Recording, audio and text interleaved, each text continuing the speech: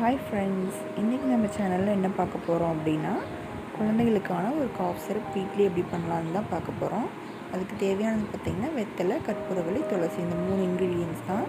இதெல்லாம் ஜஸ்ட் நம்ம கையிலேயே கசக்கி சாறு பிழிஞ்சு எடுக்க போகிறோம். கற்பூரவள்ளியை சாறு பிழிஞ்சு எடுத்துக்கலாம். கற்பூரவள்ளியிலேருந்து நேச்சுரலாகவே நல்லா சாறு வெளியே வந்துடும். நீங்கள் ரொம்ப சிரமப்பட்டு பிழிய வேண்டியதில்லை.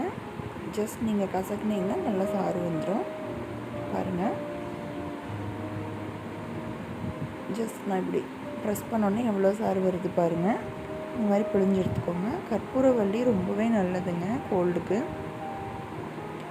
நெக்ஸ்ட்டு வெத்தலையை சாறு பிழிஞ்சு எடுத்துக்கலாம். காம்புகளை இந்த மாதிரி கிள்ளிட்டு நல்லா கசக்கிக்கோங்க. இது கூட கொஞ்சம் சுடுதண்ணி ஆட் பண்ணி தான் நம்ம பிழிஞ்செடுக்கணும், இல்லாட்டி ரொம்ப ட்ரையாக இருக்கும். ஸோ கொஞ்சம் சுடுதண்ணி ஆட் பண்ணிக்கலாம். சுடுதண்ணி ஆட் பண்ணி நல்லா பிழிஞ்சு எடுத்துக்கோங்க. கண்டிப்பாக இது வீக்லி ஒரு 3 டைம் நீங்கள் குழந்தைகளுக்கு தாராளமாக கொடுக்கலாம். குழந்தைங்களோட சுவாச பிரச்சனை இந்த மாதிரி எது இருந்தாலும் சரியாயிடும். இப்போ துளசி எடுத்துக்கலாம். துளசியும் அதே மாதிரி கொஞ்சம் தண்ணி சேர்த்து தான் பிழிஞ்செடுக்கணுங்க.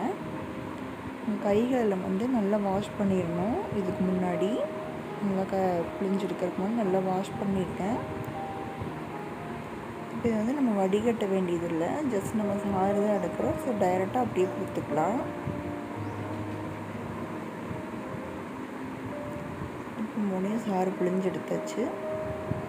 இது கூட கொஞ்சம் சுடுதண்ணி ஆட் பண்ணிக்கலாம். சுடுதண்ணி ஆட் பண்ணி நீங்கள் டைரெக்டாக குழந்தைங்களுக்கு கொடுத்துடலாம். வீக்லி 3 டைம் நீங்கள் கண்டிப்பாக இதை ட்ரை பண்ணுங்கள். குழந்தைங்களுக்கு கோல்டு பக்கத்துலேயே வராது. இது ரொம்ப எஃபெக்டிவாகவே இருக்கும். கண்டிப்பாக இது வீட்டில் ட்ரை பண்ணுங்கள். வீடியோ பிடிச்சதுன்னா லைக் பண்ணுங்கள், ஷேர் பண்ணுங்கள், சப்ஸ்கிரைப் பண்ணுங்கள்.